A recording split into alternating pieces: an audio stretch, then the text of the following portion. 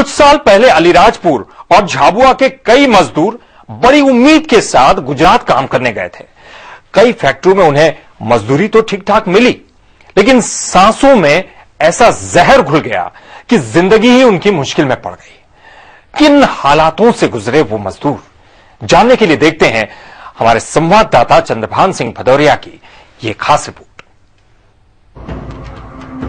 चारपाई पर लेटी हुराबाई जिंदगी में कभी नहीं सोचा होगा कि वो उस बीमारी का शिकार हो जाएगी जिसका नाम उसने कभी सुना ही नहीं था।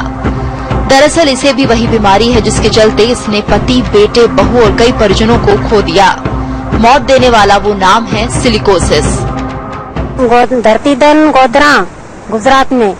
अरे मेरा राजू और नूरी, अरे पासू, अरे बाबू, अरे धूली, गल्लू, सबली।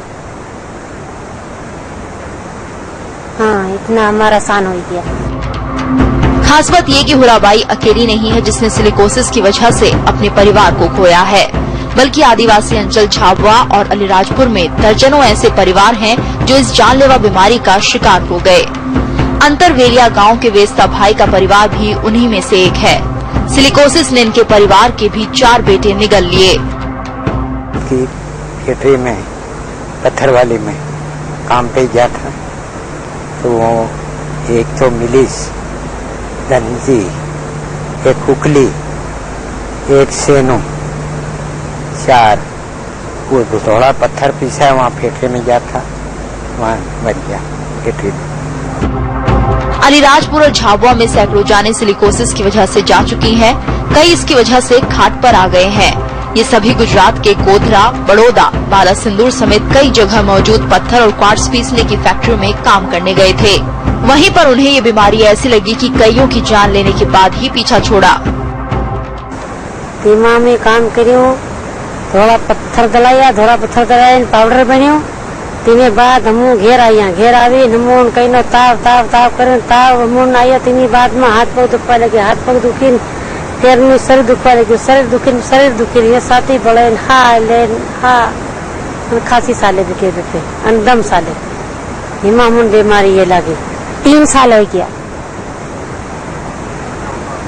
आपको, सांस चले और खांसी चले और साल में नहीं पाए, या गोड़ा दुखे सब शांत ई कुछ नहीं हो रहा साहब, एक पैसा भी नहीं। कहीं से हमारा फायदा कुछ नहीं हुआ और हमारा घर वालों शांत आइए ने 9 साल नहीं मिला, कुछ नहीं मिल रहा। जिद की थी हमने तो कुछ नहीं बोलता, और डॉक्टर की और क्रम बतला होने से यूं करता है, ऐसे करता है, कोई इलाज नहीं करता है। दूसरी बात आइए अब आपको बताते हैं कि आखिर ये बीमारी है क्या। दरअसल मजदूर जब पत्थर पीसने की फैक्ट्री में काम करते हैं तो उसकी धूल के कण शरीर में चले जाते हैं। धीरे धीरे ये कण फेफड़ों में जमा हो जाते हैं। इनकी वजह से फेफड़ों को संचालित करने वाला फ्लूइड नाम का तरल सूखने लगता है। इसके बाद रोगी बिस्तर पकड़ लेता है और अगर सही इलाज ना हो तो 5 साल में उसकी मौत हो जाती है। आपकी रेत की खदानें हैं, ब्लास्टिंग का काम होता है, स्टोन क्रशर्स हैं, वहाँ काम करते हैं और उस दौरान इनके फेफड़ों में सिलिका चला जाता है जो कि रेत में पाया जाता है और पत्थर में पाया जाता है। एक बार वो फेफड़ों में चला जाता है तो फेफड़ों में सांस लेने में बहुत दिक्कत आती है क्योंकि ये वहां जाकर जम जाता है। धीरे धीरे वहां पूरा पत्थर जैसा बन जाता है और इसके कारण से वो सांस नहीं ले पाते हैं और धीरे कर ये 2 वीक से 2 साल के बीच में वो बहुत कमजोर हो जाता है, भूख लगना कम हो जाती है, दूसरी गंभीर बीमारियां शुरू हो जाती है, सांस लेने में दिक्कत होती है, खांसी होता है, दमा होता है, कफ होता है और धीरे कर मरीज इसमें मर जाता है। करीब 15 साल पहले अलीराजपुर और झाबुआ के कई मजदूर आकर्षक मजदूरी के चक्कर में गुजरात काम करने गए थे और वहां जाकर सिलिकोसिस के शिकार बन गए। सरकारी आंकड़ों के मुताबिक दोनों जिलों में सैकड़ों लोगों की जानें इस बीमारी की वजह से चली गयीं। लेकिन इन मजदूरों को न गुजरात सरकार और न ही मध्य प्रदेश सरकार मुआवजा देने को तैयार है। पीड़ितों की लड़ाई लड़ने वाले कहते हैं कि संघर्ष तो जारी है, लेकिन पीड़ित सरकारी उपेक्षा के शिकार हैं।